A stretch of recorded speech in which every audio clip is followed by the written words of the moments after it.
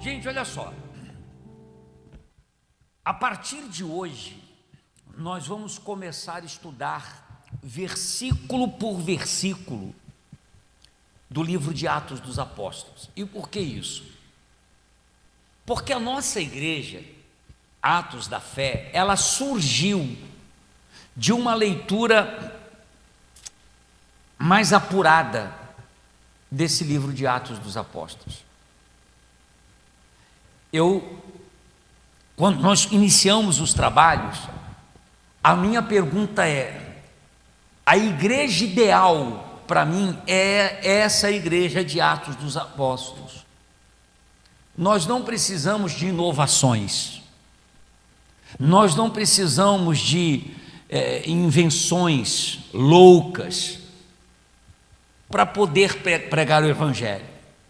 O livro de Atos dos Apóstolos é um guia da história da igreja, como ela começou a se desenvolver. Então nós temos duas opções para ver uma igreja crescer. Duas opções, preste muita atenção nisso. Duas opções. A primeira é você anunciar um evangelho que aceite barganha, toma lá da cá. Um evangelho onde o foco seja as promessas, uma vida melhor, sem problemas e etc, e etc. Essa é uma opção, mas ela é antibíblica. E a outra opção é você recorrer aos princípios da palavra de Deus e pregar o evangelho às duras penas, mesmo que nós tenhamos que pagar um preço alto, porque a resistência será muito maior do que se nós pregarmos o evangelho com facilidade. Ninguém quer vir à igreja e tornar-se cristão para sofrer por amor de Cristo. Concorda comigo? Sim ou não? Ninguém. E quando Jesus encontrou Paulo, o que Jesus falou? Jesus falou para Ananias: Ananias, eu quero Paulo porque ele é para mim um instrumento, um vaso valiosíssimo, e eu quero mostrar para ele o quanto ele deve sofrer pelo meu nome. Ele não disse, como muitos pregadores em muitos púlpitos espalhados pelo Brasil afora e mundo afora, dizem: olha, você precisa ter Jesus para ver o quanto você pode ser abençoado, o quanto você pode prosperar, o quanto você pode ver a boa mão de Deus para com você. Deus prospera? Claro. Deus cura? Sem dúvida. Deus faz com que coisas extraordinárias nos aconteçam? Sem dúvida alguma. Mas a razão pela qual Jesus se manifestou não foi outra senão para contestar tudo que esse mundo vive. Quem está compreendendo? Diga eu. Tudo que o mundo... Jesus, o Espírito Santo, ele diz assim: aquele que se torna amigo do mundo constitui-se inimigo de Deus. Mas aquele que se torna amigo de Deus constitui-se inimigo do mundo. Então nós já falamos aqui, não há possibilidade de você se batizar nas águas e o mundo aplaudir. Não existe essa possibilidade. Uma pessoa chega no mundo aqui: ó, pastor, estou largando o mundo e tal, eu vou me batizar nas águas, e eu falei isso para meus amigos, e os meus amigos, poxa, me deram os parabéns. Mas amigos que estão na bebedeira, na prostituição, na promiscuidade, eles me deram os parabéns. Tem alguma coisa errada. Então nós temos duas maneiras de seguir com a nossa igreja: pregar um evangelho bíblico, cuja resistência é muito maior, ou pregarmos o evangelho com promessas variadas de que você será cabeça e não cauda, mas nunca apresentar o si, porque você pode ser cabeça e nem cauda se obedecerdes os meus mandamentos. É muito fácil eu falar para você: olha, Deus quer te colocar como cabeça e não como cauda. E Ele quer fazer isso mesmo. De certa forma Ele quer, mas existe uma condição. A condição é se eu guardar os seus mandamentos. E os seus mandamentos incluem coisas pesadíssimas, como o perdão, como a renúncia, como abrir mão dos desejos desse mundo, dos prazeres desse mundo. E isso quase não se fala. Por quê? Porque não é atrativo. Então nós temos dois caminhos: viver o que a igreja de Atos dos Apóstolos viveu, ou viver de acordo com os princípios que as igrejas hoje em dia têm pregado o evangelho. São os dois únicos caminhos para a gente escolher. E nós escolhemos, quando nós começamos os trabalhos da igreja Atos, o que diz a palavra de Deus. E Atos dos Apóstolos conta a história de como a igreja de Jesus começou a prosperar no que diz respeito a número de pessoas, a conversões, a discípulos. E você vai ver que o modelo da igreja de Atos dos Apóstolos é um modelo que Deus quer para nós e para qualquer outra igreja. Amém, pessoal? Então, nós vamos começar a estudar o livro de Atos dos Apóstolos, mas com aplicações para a nossa vida, para o dia a dia, porque não adianta também eu ficar estudando coisas que passaram, que aconteceram 2000 anos atrás, e tá bom, eu sei do que aconteceu e qual é a aplicação para mim hoje. Então nós vamos unir o útil com o agradável, a vontade de comer, como é que fala? A fome com a vontade de comer, tá certo? Então Atos capítulo 1, o Atos dos Apóstolos, esse nome não foi nem escolhido pelo autor, esse nome foi dado pela própria igreja. O que são atos? São atitudes, são obras, as ações dos apóstolos. E no Atos capítulo 1 começa assim, ó: em meu livro anterior, Teófilo, escrevi a respeito de tudo que Jesus começou a fazer e a ensinar, até o dia em que foi levado aos céus, depois de ter dado instruções por meio do Espírito Santo aos apóstolos que havia escolhido. Versículo 3. Depois do seu sofrimento, Jesus apresentou-se a eles e deu-lhes muitas provas indiscutíveis de que estava vivo.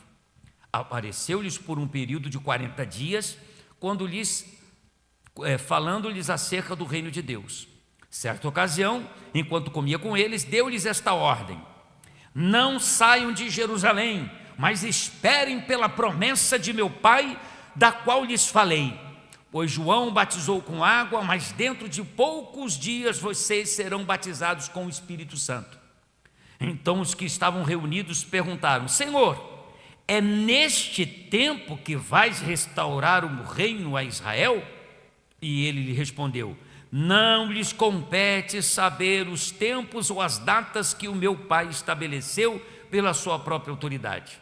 Mas receberão poder quando o Espírito Santo descer sobre vocês, e serão minhas testemunhas em Jerusalém, em toda a Judéia e Samaria, até os confins da terra. Tendo dito isto, foi elevado às alturas, quando eles olhavam, e uma nuvem o encobriu da vista deles. E eles ficaram com os olhos fixos no céu enquanto ele subia. De repente surgiram diante deles 2 homens vestidos de branco, que lhe disseram: Galileus, por que vocês estão olhando para o céu? Este mesmo Jesus que dentre vocês foi elevado aos céus voltará da mesma forma como o viram subir. Amém? Então vamos lá. Quem escreveu esse livro foi um evangelista que você conhece, Lucas.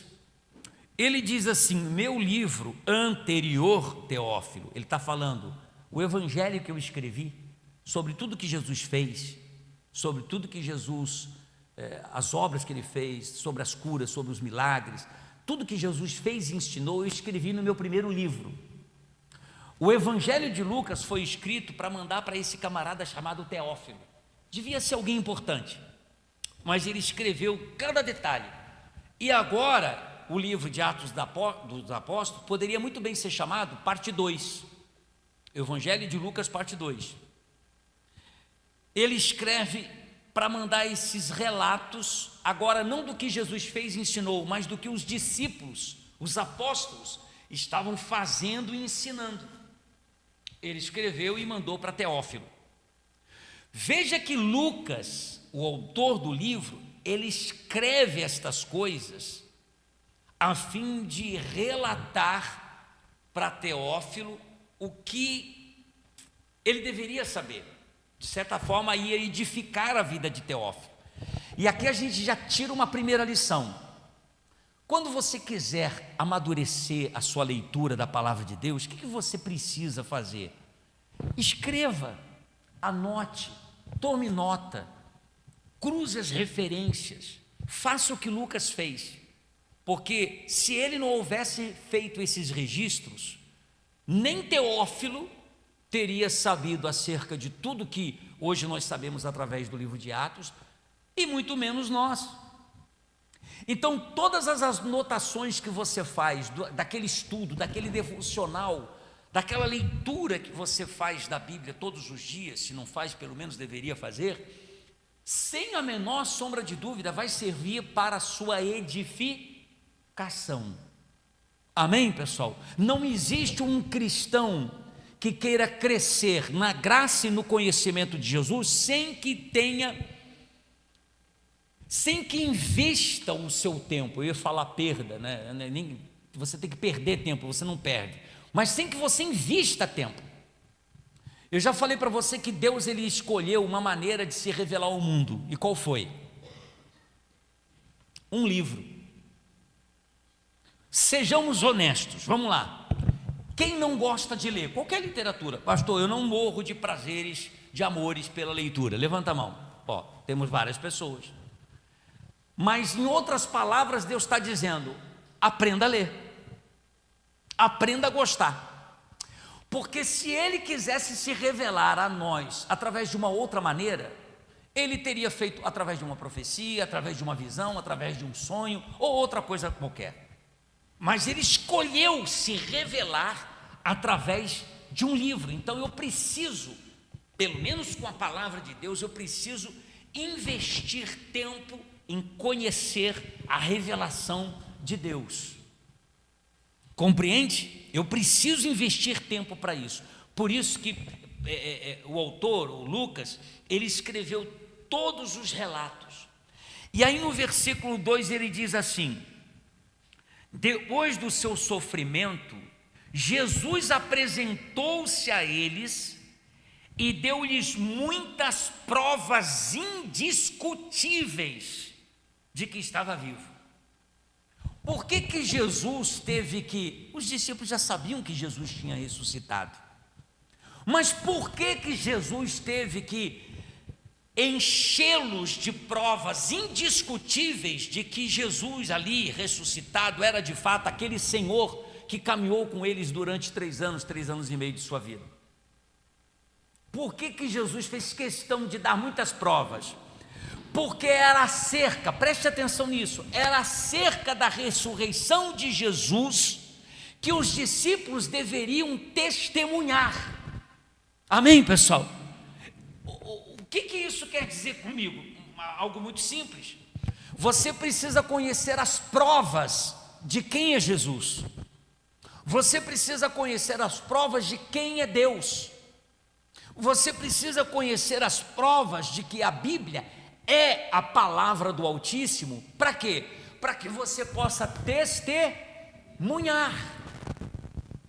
Então, a igreja de Atos dos Apóstolos inspira a igreja Atos da Fé, da qual nós fazemos parte, para que nós sejamos pessoas apaixonadas pela palavra de Deus, a fim de nós testemunharmos. E sobre testemunhar a gente vai chegar daqui a pouco, quando entrarmos no versículo 8. Mas sobre testemunharmos, não é só você falar de Jesus. Nós já falamos outras vezes sobre isso. Ele continua dizendo assim, no versículo 3 da prova, no versículo 4, um pouquinho antes ainda: apareceu-lhes por um período, ele começa no 3, né? Depois do seu sofrimento, Jesus apresentou-se a eles e deu-lhes muitas provas indiscutíveis de que estava vivo. Apareceu-lhes por um período de quantos dias? Vocês estão lendo a mesma Bíblia que eu, pessoal? Apareceu aí quantos? 40 dias. Eu não sei se você está acompanhando não, está escrito aí, não está? 40 dias. Então diz assim, apareceu-lhes por um período de 40 dias, falando-lhes acerca do reino de Deus. Então olha aqui para mim, olha só. O tema da pregação de Jesus, quando ele pisou nessa terra, quais foram as primeiras palavras da pregação de Jesus? Alguém lembra? Jesus ele pregava assim: arrependei-vos, porque é chegado o reino dos céus, ou o reino de Deus. Esse era o assunto. Jesus, na oração do Pai Nosso, ele diz: Pai nosso que está nos céus, santificado seja o teu nome, venha a nós o teu reino. Jesus, ele pisou nessa terra para que nós conhecêssemos e participássemos e entrássemos no reino de Deus. Por isso ele disse: arrependei-vos, porque é chegado o reino de Deus. Agora interessante, você só entra no reino de Deus com o quê? Com arrependimento. Ninguém consegue entrar no reino de Deus, isto é, ser salvo, se não for pelo arrependimento. Não é por boas obras. Pastor, eu conheço uma senhorinha que ela tão fofinha, cabelo branquinho, lindinha, com o rostinho rosadinho, a coisa mais linda do mundo, ajuda todo mundo, pastor.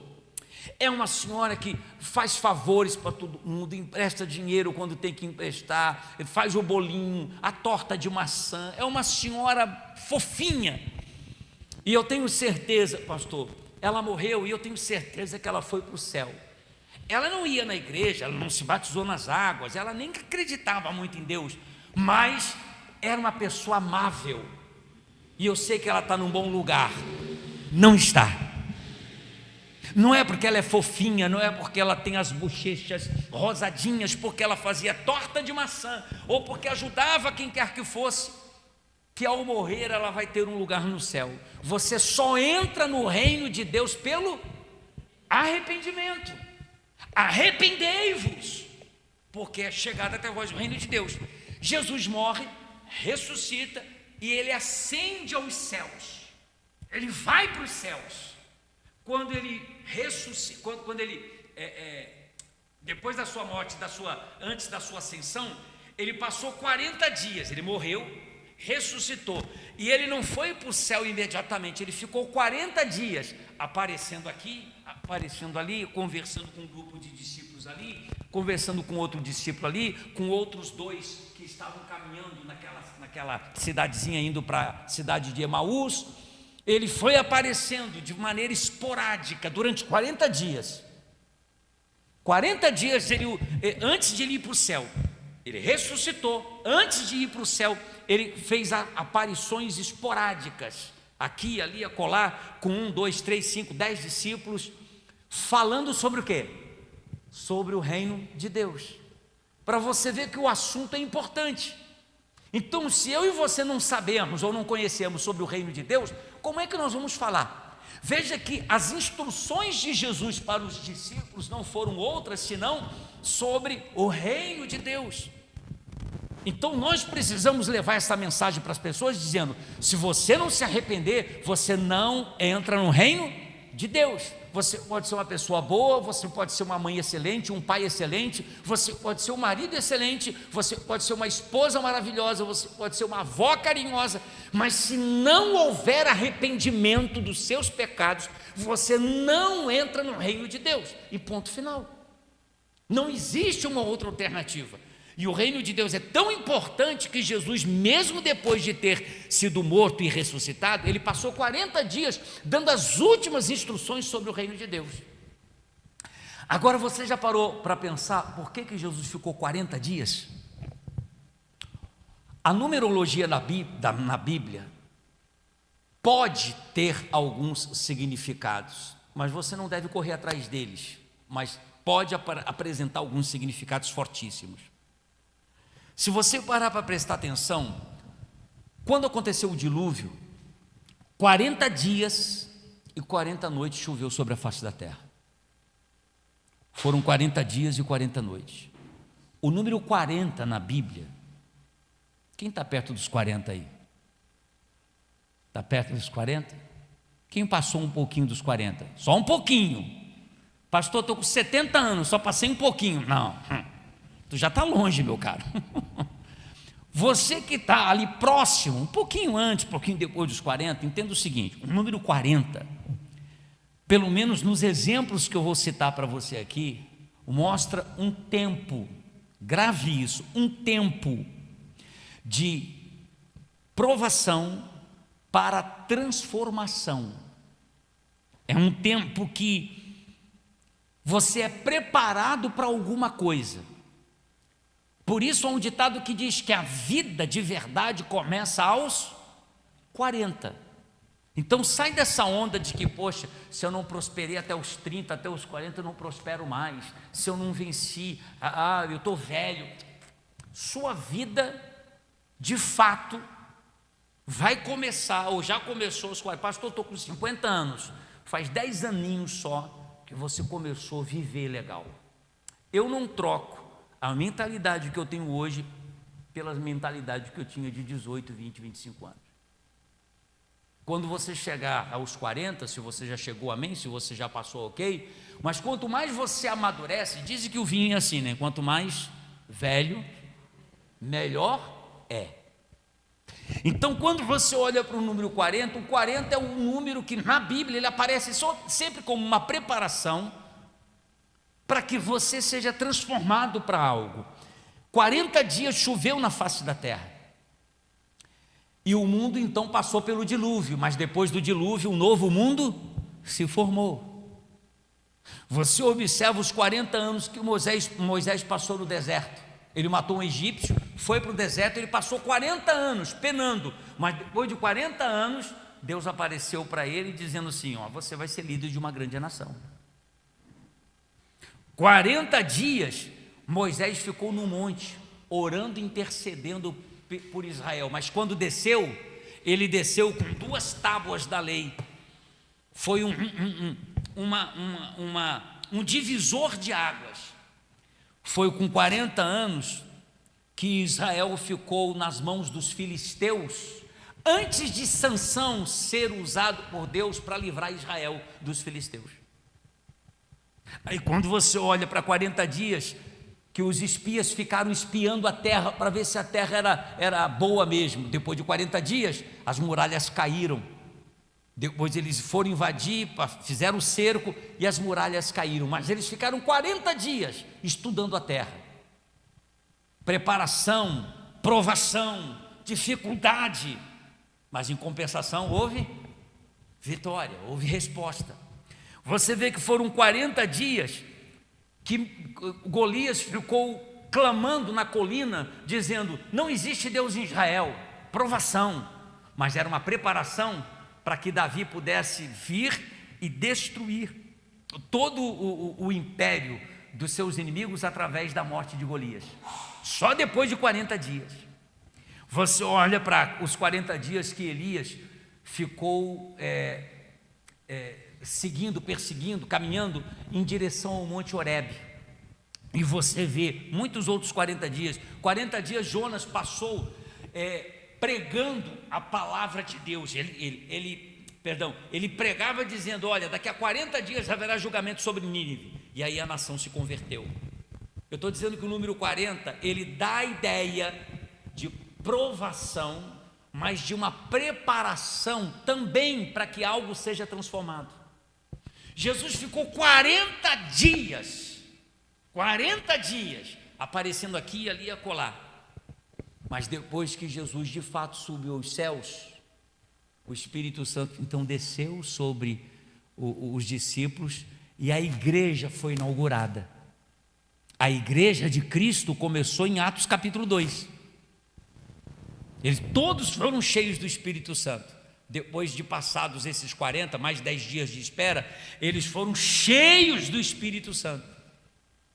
40 dias de espera, 40 dias, Jesus instruindo eles acerca do reino. Então veja, nós vamos ter na nossa vida os nossos 40 dias. 40 dias que eu digo não são 40 dias propriamente, 1, 2, 3, 4, mas um tempo em que nós sejamos o quê? Provados, preparados para algo maior e melhor.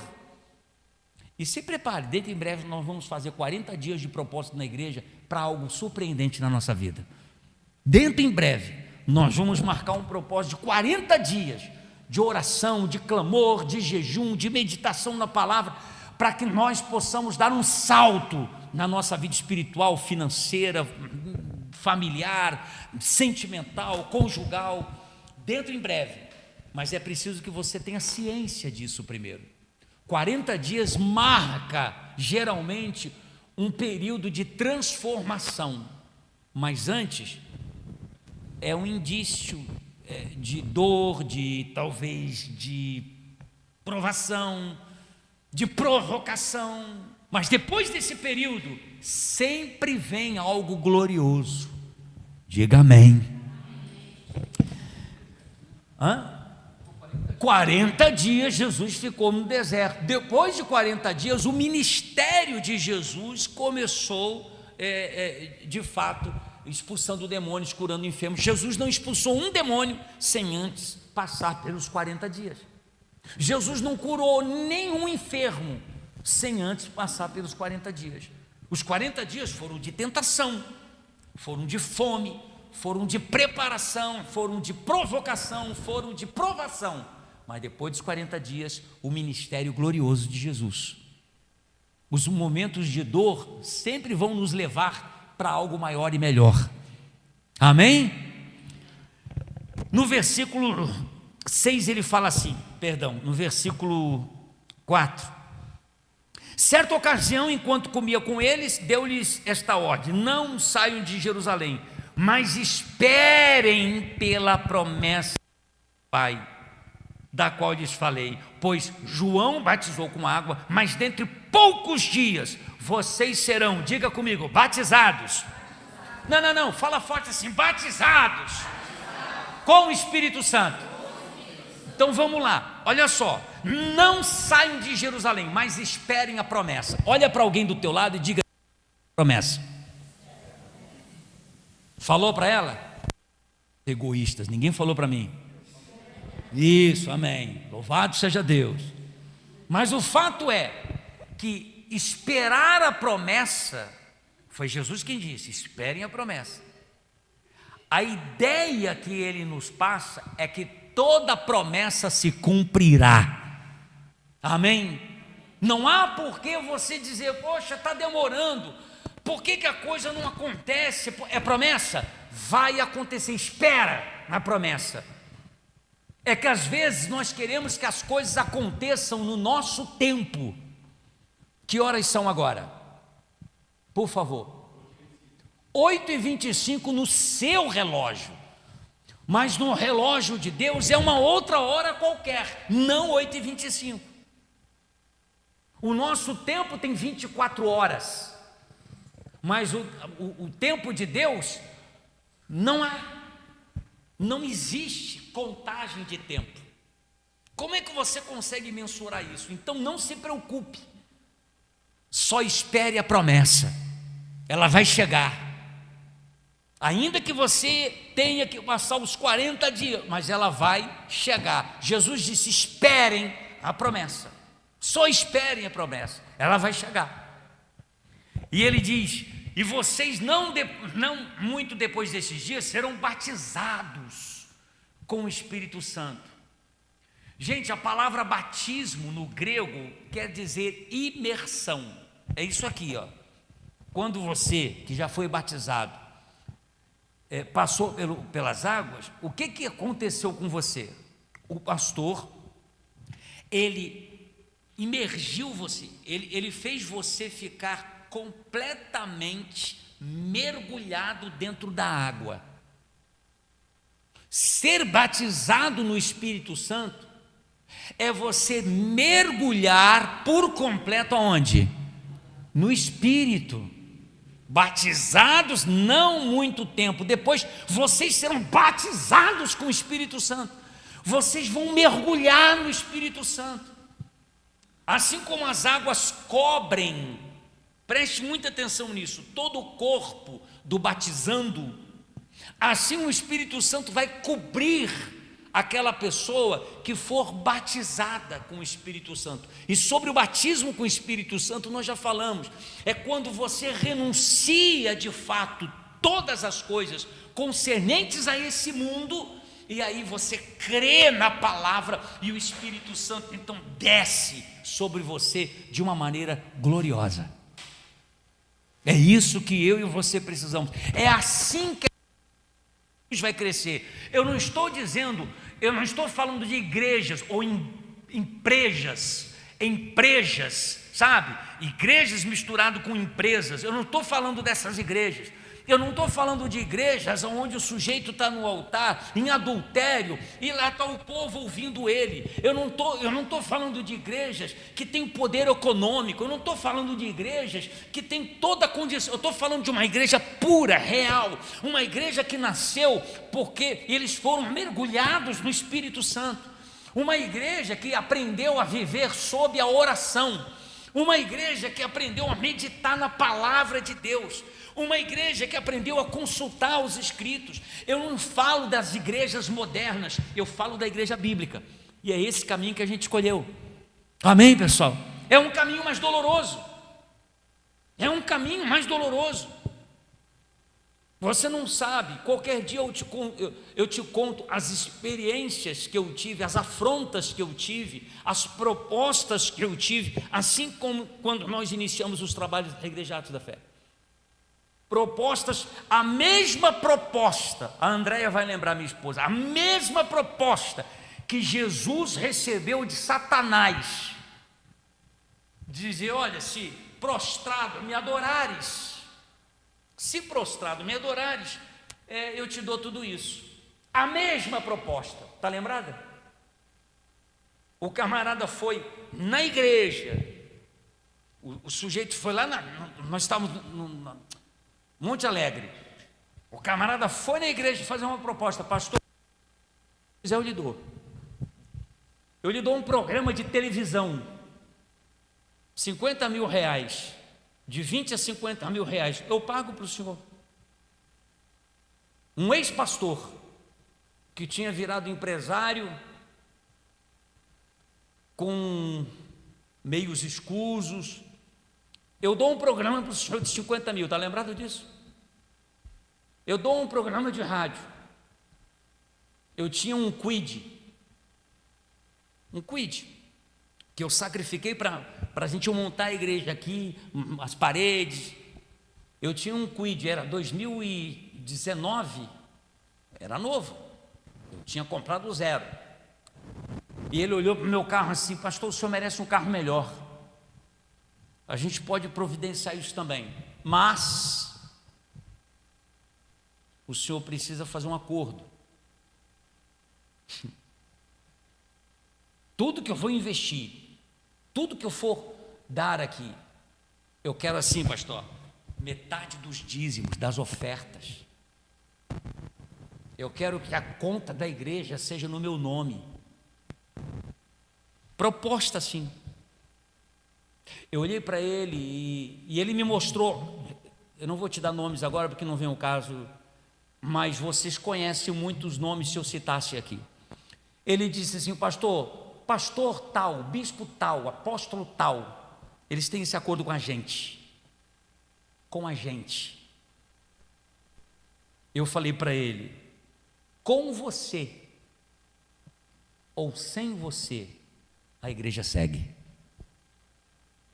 Quando ele começou a conversar com a gente, comigo, eu vi a dele, em princípio, parecia ser muito boa, e eu cheguei para minha esposa contando: pô, Deus está abençoando, Deus vai abençoar grandemente. Porque ele falou: pastor, eu vou providenciar um programa no SBT.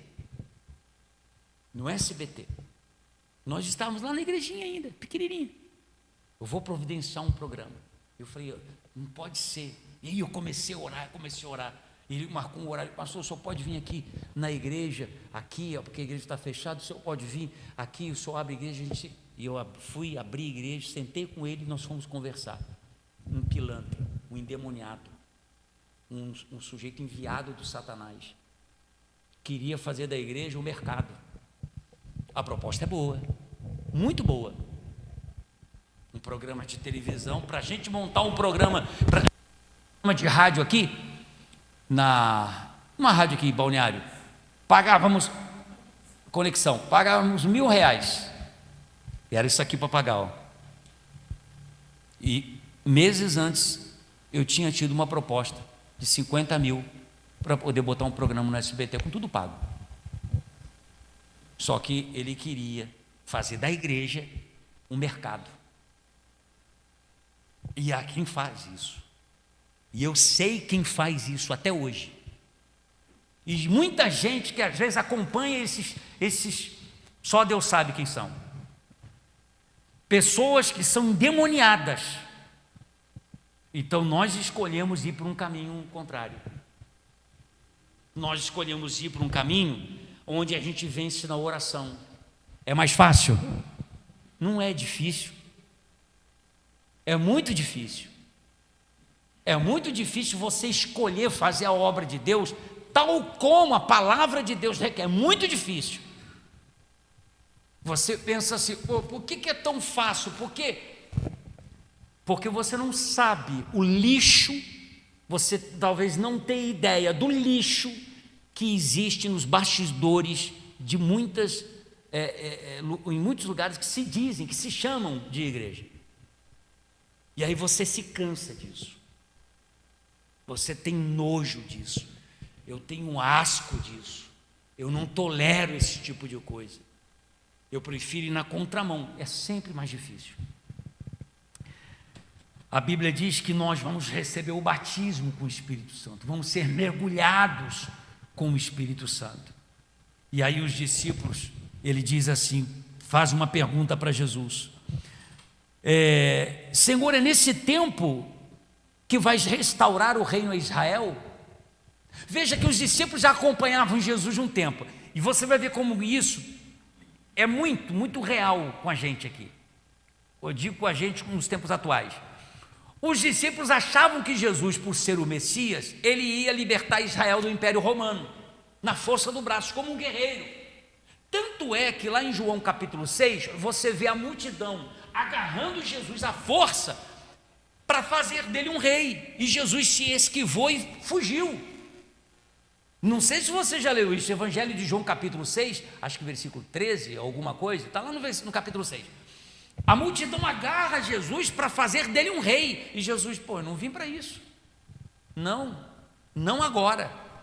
E aí os discípulos, quando vê Jesus falando sobre o batismo, sobre o poder, aí os discípulos dizem assim, é nesse tempo que o Senhor vai libertar Israel do Império Romano, e a gente vai voltar a ser uma nação independente? Aí Jesus, não é bem isso, não compete vocês saberem acerca dos tempos. Aí Jesus traz eles de novo para o assunto principal. Mas receberão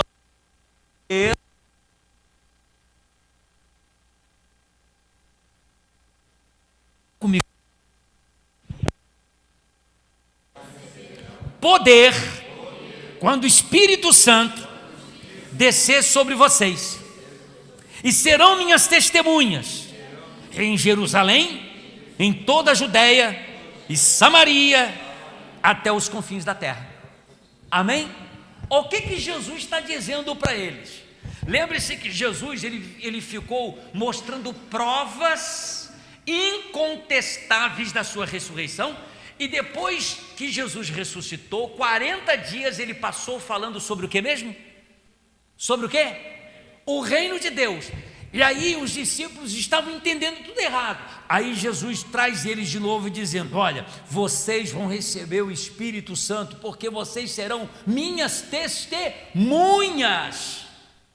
Vocês levarão a mensagem do reino aos quatro cantos.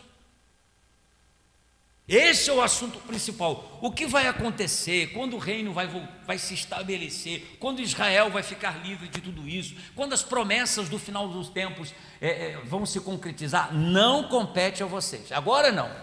O que vocês precisam entender é que o Espírito Santo vai descer e vocês vão receber poder. Por que eu digo que hoje tem muita gente que não compreende? Tem gente que vem na igreja e não entende nada, absolutamente nada de quem é Jesus. Já parou para pensar nisso?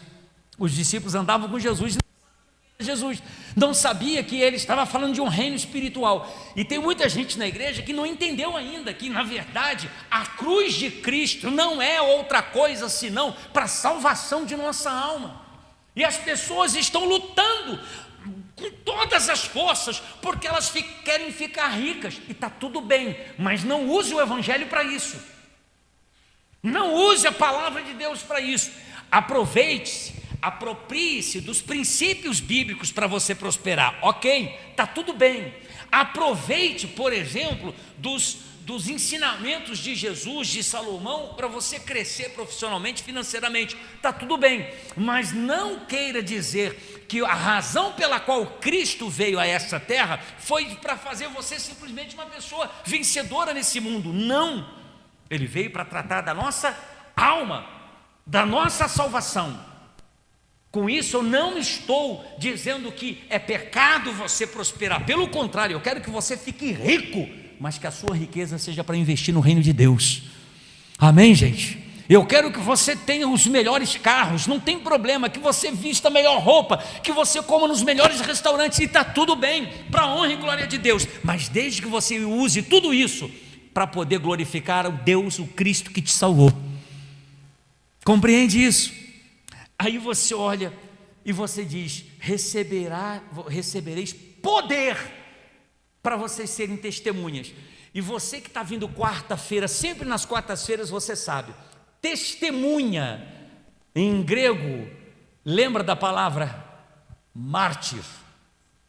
Jesus está dizendo assim, ó, vocês vão receber poder para vocês serem minhas testemunhas, isto é, os meus mártires. Jesus está dizendo que vai nos capacitar para enfrentar a morte, se preciso for, por causa do amor a Jesus.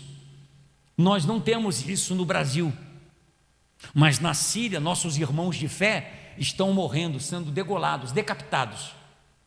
No Afeganistão, a mesma coisa. Na Coreia do Norte, pessoas estão presas há décadas por carregarem uma Bíblia e falarem do amor de Jesus.